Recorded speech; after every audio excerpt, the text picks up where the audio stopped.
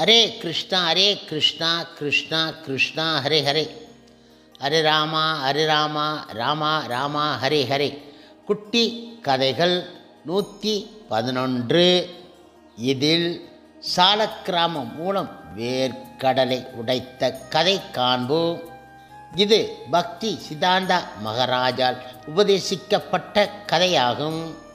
முன்பு ஒரு சமயம் ஒரு ஜமீன்தார் ஒருவர் வீட்டின் கிரக தேவதையான விஷ்ணுவை சாலக்கிராம உருவில் பூஜிப்பதற்காக சம்பளம் கொடுத்து ஒரு பூஜாரியை நியமித்து விட்டார்.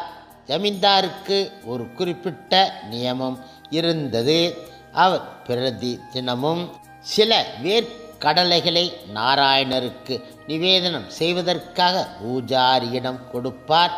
அந்த பூஜாரியோ அதை வாங்கி உள்ளே சென்று கதவை பூட்டி விடுவார். இப்பொழுது அந்த பூஜாரிக்கு விஷ்ணு சாலக்கிராமம் ஒரு தெய்வீக தன்மை உடையது என்பது தெரியவே தெரியாது. அது ஒரு சாதாரணமான கல்லுதான் என நினைத்தார் அந்த பூஜாரி.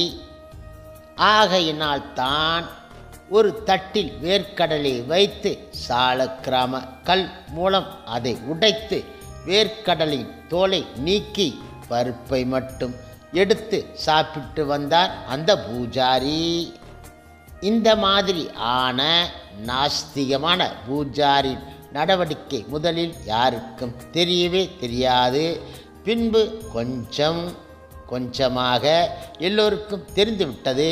இதை அறிந்த ஜமீன்தார் அந்த நாஸ்திக பூஜாரியை கூப்பிட்டு, ஓ வெளியே போவாயாக என கூறி அவரை வெளியேற்றி விட்டார்.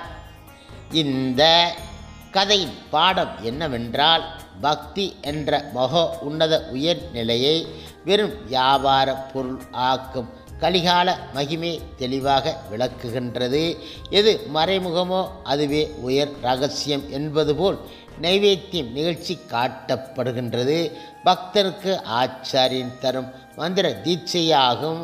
அது இங்கே சாலக்கிராமம் என்ற பொருளில் வருகின்றது. எந்த ஒரு உயர்நிலைக்கு மந்திர தீட்சை கொடுக்கப்பட்டதோ, எது பரம ரகசியமாக காப்பாற்றப்பட வேண்டுமோ அதை இந்த கலியுகத்தில் தவறான வழியில் உபயோகப்படுத்தக்கூடாது ஆகும் என்பதை உணர்த்துகின்றது இந்த கதையாகும்.